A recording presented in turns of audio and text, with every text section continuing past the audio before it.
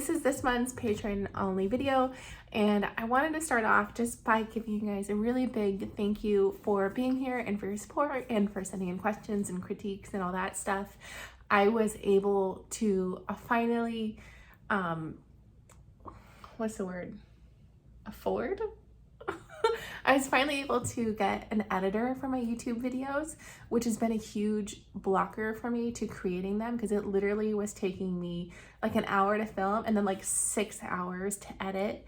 And it wasn't something I could do and also create content for Instagram and all the free stuff I give you, or even work on my book or extra products and stuff. So thank you so much for being here and helping me be able to do that. I'm really excited.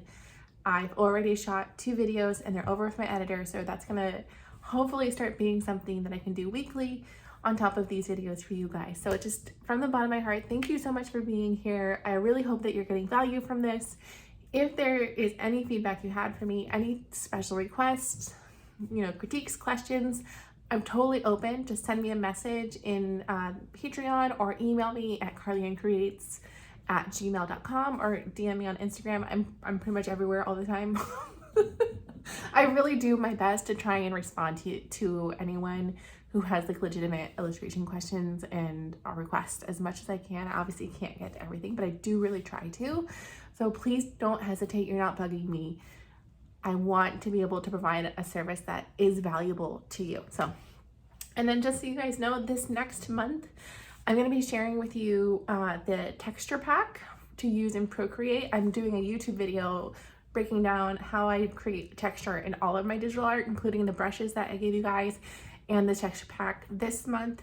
But since I know not everybody does digital art, I'm also going to be providing an updated version of the hair workbook with more examples, more references, more like little how-to of like breakdown of things to think about when I'm making hair that will hopefully help you guys out a lot. Okay, so we actually have some more questions and critique requests this month, so let's get to it. Again, what we'll do again this week, like we did the weeks before, is I'll start off answering the questions that I received, and then after the questions, I'll go ahead and go into the critiques. Today, we're gonna be doing a critique. My printer is like the main character energy. I did not use that correctly. Okay. I don't know why it's singing to us right now.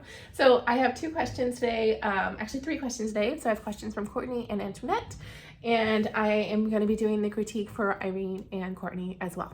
To start off with is, how do you make time to work on your art? I have done a full YouTube video on this, but I have had like a total change in my schedule currently. So I'm going to give you a little bit extra information, but you can also feel free to go watch that video if you want an even more in-depth conversation about how to make time for your art. The thing that I find most important when it comes to creating time for your art is, I think with anything that you need to create time for, is first of all recognizing that it's not, and this is sort of like a hard truth, it literally is creating the time, not like hoping that you have enough time. Like no one will ever have enough time. You have to take the perspective of you're creating time for it. You're gonna find and make time to add it into your schedule. And that can be hard. And there's lots of things in my life that I want to create time for that I haven't. Like this next month, like I haven't been able to work out since I've had my kids and I hate it. And so I'm gonna have to sit down and be like, okay, when are those times that I can work out, and add that into my schedule and like block that time out.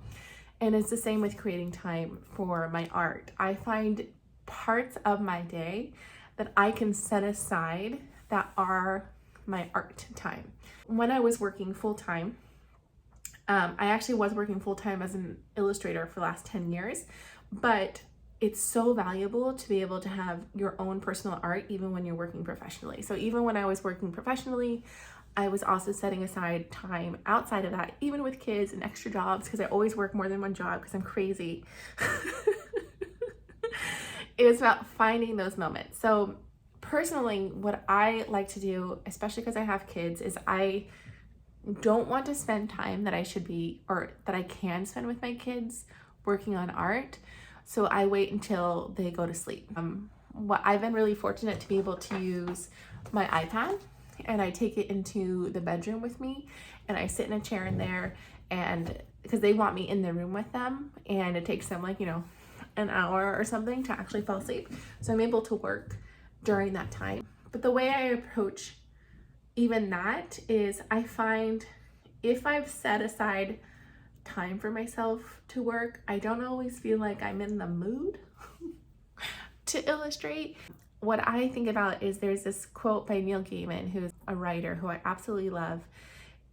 He gives the most amazing advice, and the way that he recommended it was, when you have that time that you've set aside, so you've already chosen that little part in your day that is going to be the time you can work on art, what he does is he sort of puts himself in a space where there's no distractions. He doesn't have like his phone or the internet or whatever, and he has an option. The option is A, write in his case, so in our case would be draw or illustrate or paint or whatever. And the second option is to do absolutely nothing. So you can sit there and just enjoy the sound or the quiet or look around or whatever, but you're not allowed to do anything else. Or you can draw.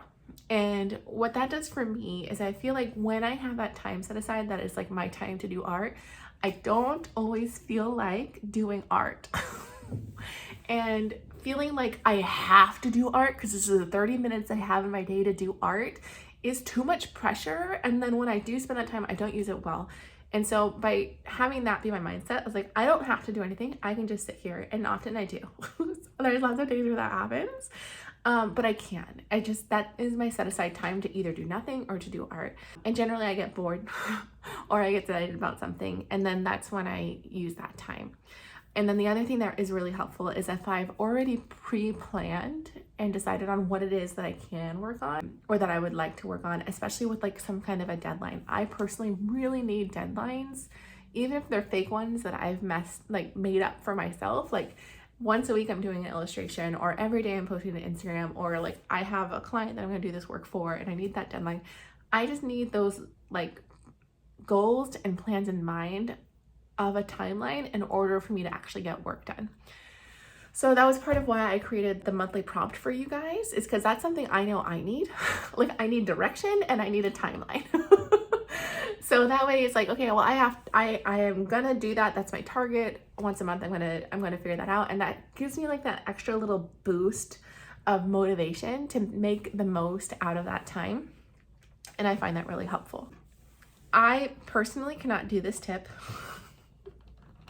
But I know many artists are either like early birds or night owls. I am more of a night owl. But I know a lot of people, especially those that have kids, they'll wake up like an hour before everyone else is gonna wake up, and they use that as their creative time, and they say that they're the most creative during that time period. And I am honest, I think that's wild. There's no universe in which I would wake up an hour early to do anything. So that doesn't work for me. But if you're that kind of a person, which is funny because I don't think of myself as not a morning person. Like I'm like fine in the morning, I think. At least I used to be. But I will not wake up early. Like that's not something that I'm going to do. But I know lots of people will. I am the person that will like stay up for an extra hour or something, or use my lunch break, or something like that. Or like often I'll drop off the kids and I use that like 30 minutes between that and the next thing to like work in my iPad. And that's how I sort of carve out those times and then make the most out of it. Second question, how do you find your style as an artist? I've been thinking about style a lot lately because I've also been trying to like reform what my style is, and I have been impacted a lot throughout my career as an illustrator by the style that was required of me for the jobs that I wanted. So for example, I really wanted to work for Disney, so I would work in a Disney style, or I wanted to work in children's books. So I started having like a children's book style. But lately, now that I'm sort of being like an influencer, having my own brand, I'm like, well, then what is it that I want to do? Because it's open, I can do whatever I want. One of the things I think style really is, that nobody really thinks about it this way, is I think style is mistakes that you make on purpose. Because if you think about it, if everything was like technically perfect, everyone's art would look exactly the same and it would look like a photographic rendering. what are the things that you don't do right, but you do it intentionally? Even stuff like if you draw in a cartoony style, you know, that's obviously not photorealistic. You're using wrong proportions, you know, that kind of thing. So partly I think about it that way, like allowing myself to make mistakes on purpose, and the claiming it is like, I will always make this mistake. Because what happens when people are like, it looks wrong, it's because you made that mistake like one time in illustration. It's not consistent. Like you can have perspective be wonky through the entire illustration and it works. But if it's correct and then just wonky in one spot, that feels wrong. So that's what I'm saying. It's like on purpose, it's repetitive. So that's one of the things I've been thinking about personally to sort of like help break me out of feeling like everything needs to be perfect and technical. But then the other thing that I do is I got this idea from the School of Visual Storytelling. I think it's Lee White who recommended it. And he said basically what you should do is make a portfolio that's like your perfect portfolio. Like if you could have made these illustrations and had them be in your portfolio, what would they be? And gather them from different artists, and you have a max. You can only put 10 images in this portfolio. What that really helped me do is refine everything I like to be a little bit more focused. Because when you have a portfolio, you kind of have a goal in mind that the portfolio is being used for. So when I'm doing children's illustration, I need a portfolio that supports children's illustration. I'm not gonna have mature content in there, and I'm not gonna have fine art paintings in there necessarily, unless that was the route I wanted to go to, right? Like I'm refining the voice that I want based on illustrations that I like. And once you have those 10 images, you can look through it and you can start seeing similarities. And when I did it, I was like, oh, I realized that there's certain color palettes that I tend to gravitate towards. Like I don't like muddy or dark colors. I like brighter colors, but I also like when there are, it's still a little bit limited. I'm not using every single color in the rainbow. I'm using like blues and yellows. And it's refined, but it's still vibrant colors. Also, what you can do once you have these 10 images is take like a little 9 square and put yours right in the middle and see what it is that your illustration isn't doing that the other illustrations that you're looking up to that are inspiring you are doing. And when I did that, I realized that my illustrations were lacking like detail. So I had texture, like I felt like gritty or grainy, but it would be like a dress without a pattern and no little like lines in the blades of grass or hairlines or whatever. It was kind of flat with texture on it.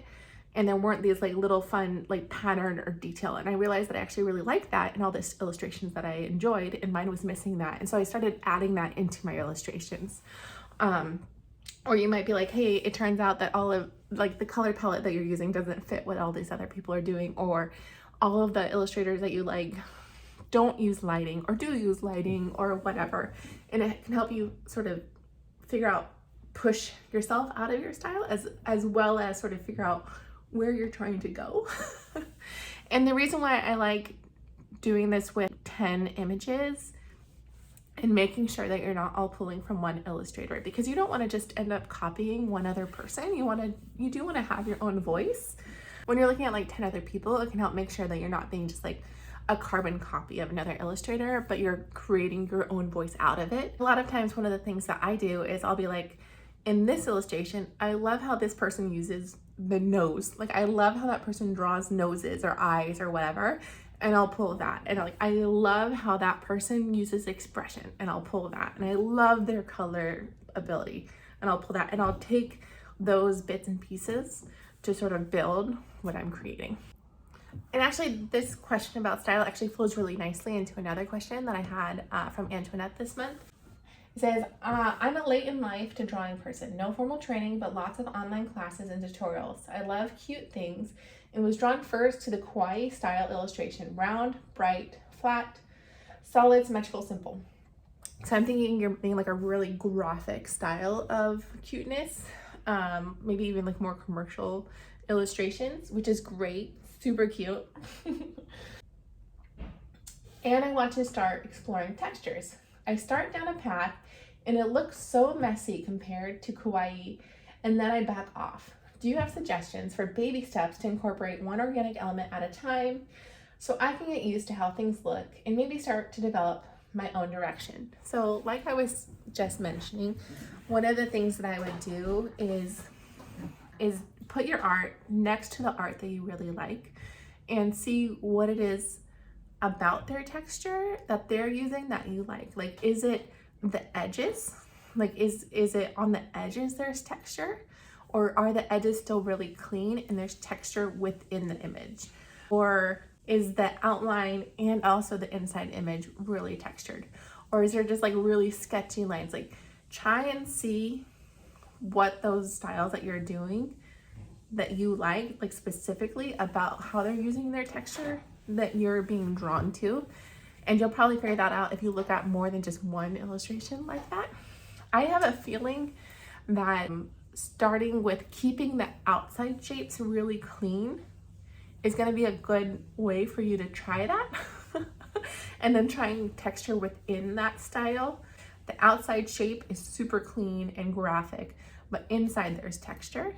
That might be a good way to start. Honestly, I think you kind of answered your own question. Like, try one thing at a time. Try adding one element that you like and seeing how you feel about it. And try it on a few different paintings. All right, so now the next part is I'm gonna do the critiques for Courtney and Irene. So that's up next. And as a follow-up, again, if you guys have any questions, feel free to message me on Patreon at any moment throughout the month, but also you can also email me if you have images, carlyannecreates@gmail.com. And thank you so much for being here. All right, so the first critique today is for Irene. She wants to do children's illustration, and this is from a project where she's doing like alphabet letters. So like this makes the J, and then over here, this one makes the K. And she just asked me for general feedback on these illustrations. Included here, I have two illustrators that she really likes. Cara Mitchell, which these characters are so fun, and Ilaria, I'm not sure how to pronounce last name. Okay, so let's get into the critique. So one thing that I thought was really interesting was a lot of the references from the illustrators that you really like use a completely white background. And it was actually in a lot of the illustrations by the artist that you sent me. And so I thought it was really fascinating. And I think that these illustrations that you sent me were scanned in, leaving it a bit gray, because I have a feeling that your actual illustration was on pure white. And so just one thing that you can do after you have scanned in your image is to just adjust the curves in Photoshop or Procreate or whatever you're going to use, just to pump up the values a little bit. Let's see if I can do it. So this just adjusts the contrast a little bit. And here's what, I'll do a little side by side back and forth of what it looked like before. So you can see that this looked a little bit muddy before. I'll zoom in a little bit more here. These colors were a little bit muddy, but if just by adjusting the contrast a little bit, we get a little bit more of a vibrant look, which I think matches what these artists are doing a little bit better. So that's just step one, just after you have imported your illustrations in. That might be something that you're interested in doing.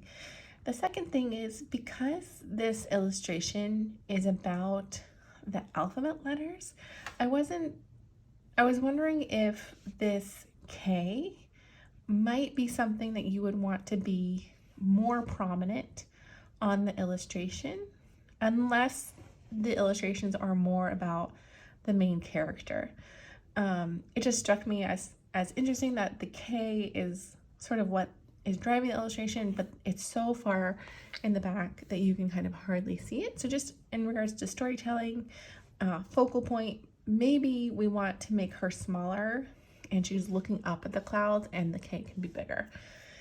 And then the final thing here is looking at these characters of some of the people that you really like. They're really fun and really expressive. And even her, even though this is a pretty calm pose, really expressive. Like, you can feel how like calm and serene she is. and even here a little bit too, where your characters don't have much of any sort of emotion or expression at all.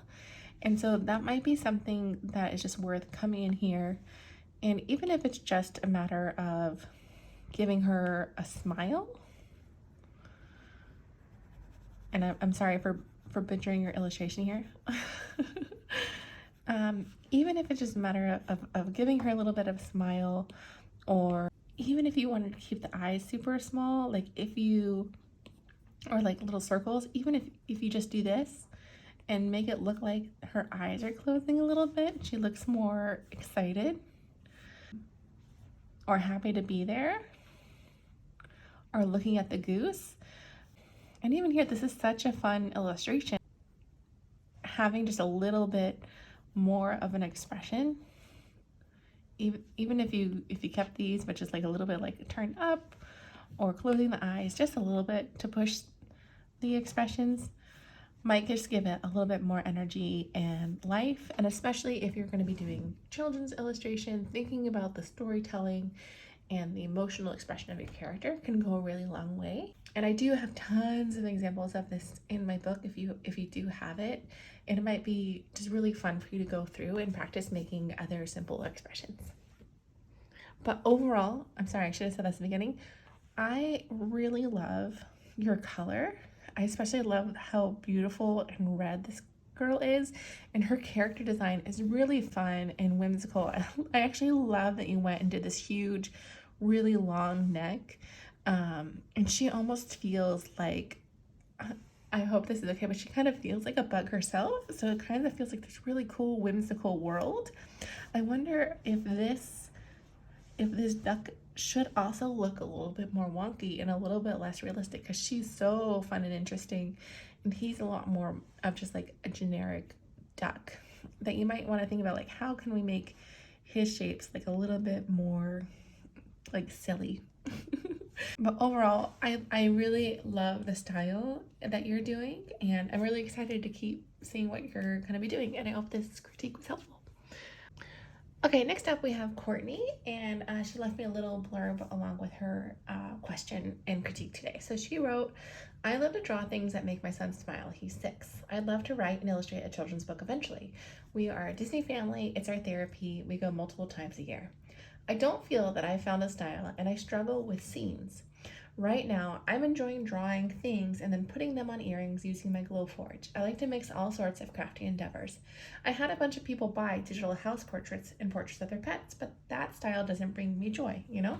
So what I'm gonna do is I'm gonna give you a little critique on these guys. I'm gonna be talking about the critique from sort of that perspective. Just really quickly though, if you're interested in drawing a scene, the biggest tip I can give you is to start with drawing a thumbnail. If you're trying to draw a scene and starting with a character, you're gonna really struggle. So like if I was drawing a scene and I had just these characters and then I was drawing a scene around it, that'd be really difficult. But instead, if you figure out little tiny, like these are actually thumbnails of what you might want for your character, once you have this base, it's a lot easier to build from that and to create a scene around it than starting with sort of like what you have a character here and then adding a scene to it. So that's my main recommendation. If you're really struggling with scenes, make sure you're doing thumbnails and starting from there. And the second thing, just really quickly looking at your illustrations, they're super cute, but there isn't a lot of storytelling going on. And I grabbed this illustration from Lucy Fleming, which is one of the artists you said that you love. And I grabbed it because even though she's just a character hanging out and she's got these little props, she has so much emotion and personality. And we start to feel like we know her just based on what she's holding. Like she has a little carrot purse. Like she's kind of a little quirky. She's adorable. She's got these little heart sunglasses. She appears to, I don't know, like maybe like the beach, a little umbrella, she has a little fishing pole, like she's barefoot. These are all things that are giving us sort of clues about this character. And to help you with that, oh my goodness. Okay, so to help you with that, I recommend that you look at this chapter in my book, the How to Make Cute Anythings.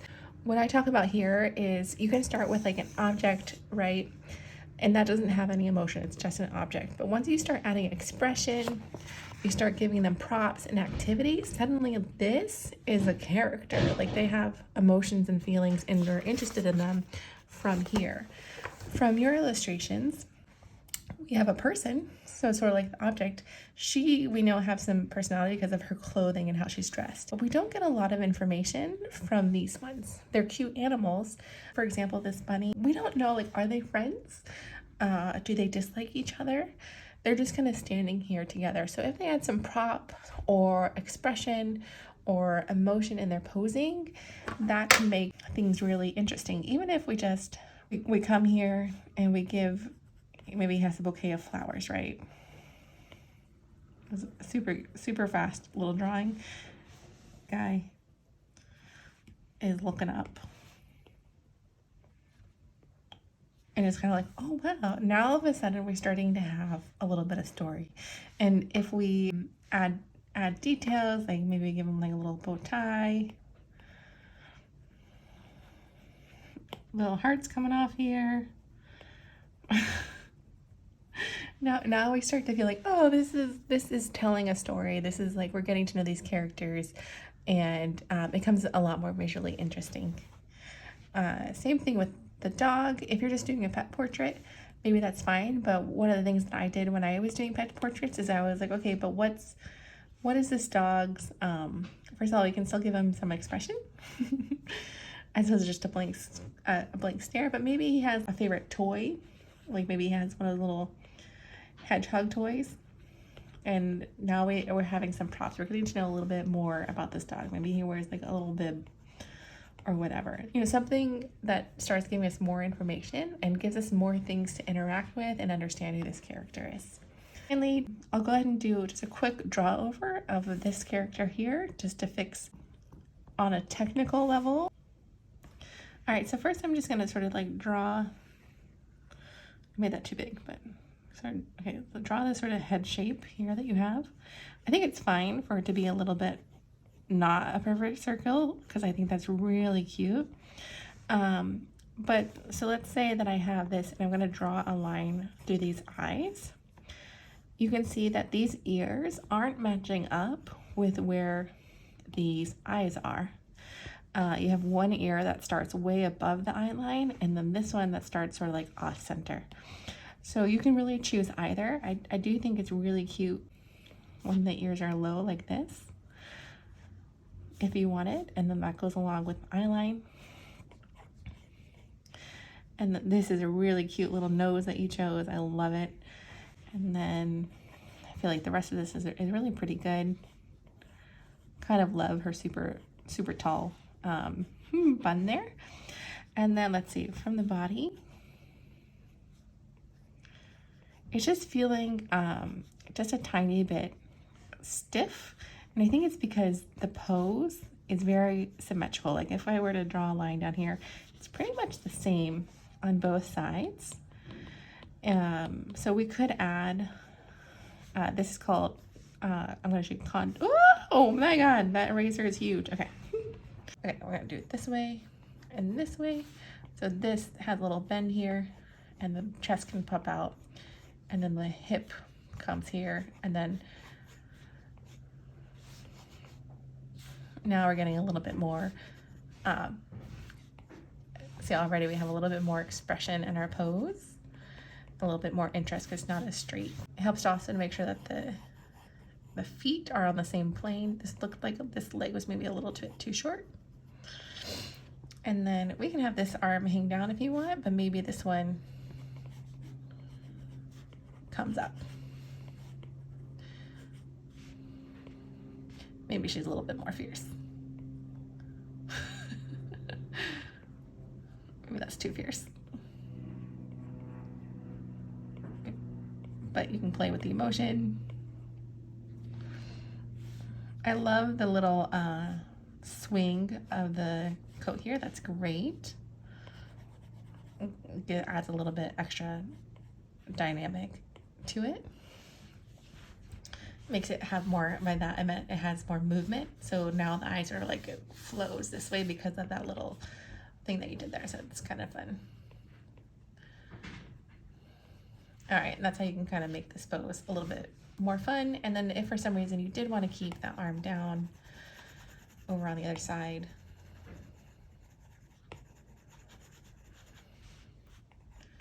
I think you bent it a little bit, but maybe you can just bend it a little bit more. Or even just like have it come out a little bit more like that, or something along those lines. Just think about how you can make this pose so it's not quite like so perfectly symmetrical. All right, so now when we're looking at these side by side, this one's less stiff and a little bit more dynamic, and is lining up a little bit better and feels a little bit more strong structurally. And hopefully that is helpful for you. Thank you so much for sending in your work. Your illustrations are really cute. I love the same artist as you, so I'm really excited. I hope that these tips are something that you feel is really simple, especially these ones, super simple, that I know that you can include in there, that's really gonna bump you up to the next level, like super fast. All right, and I hope you guys found that helpful, and I'll see you next time. Bye.